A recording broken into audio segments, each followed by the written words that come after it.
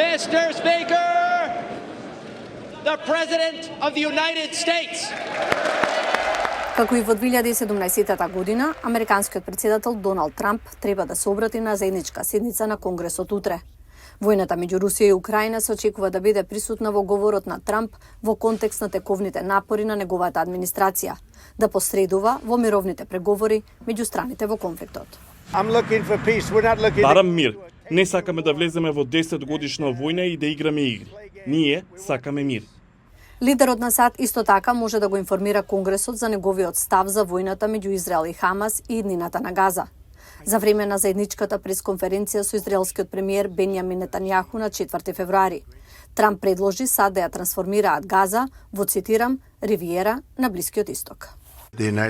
САД да го поседуваат тоа парче земја, да развиваат и создаваат илјадници работни места и нешто што ќе биде прекрасно.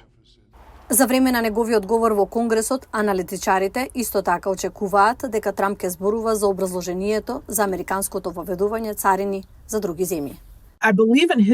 Верувам во неговиот став. Тој верува дека ако воведе царини, тоа ќе предизвика пораст на цените и ќе предизвика производителите да се вратат во САД за да ги избегнат тие царини. Трамп исто така би можел да возврати на некои критики што ги доби неговата администрација за брзината и обемот на незините напори да ги намали владините трошоци, да намали измами и непотребно трошење и да ја намали големината на федералната работна сила. Мислам дека тој ќе зборува за тоа како мерка за заштеда. Верувам дека тој ќе зборува за тоа колку е одлична таа работа.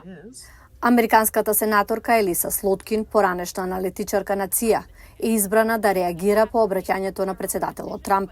Аналитичарката О'Брајен смета дека американците веројатно ќе ги следат забелешките на сенаторката Слоткин и обраќањето на Трамп првенствено на стриминг платформи и социјални медиуми утре навечер или ќе ги прочитаат главните моменти следниот ден.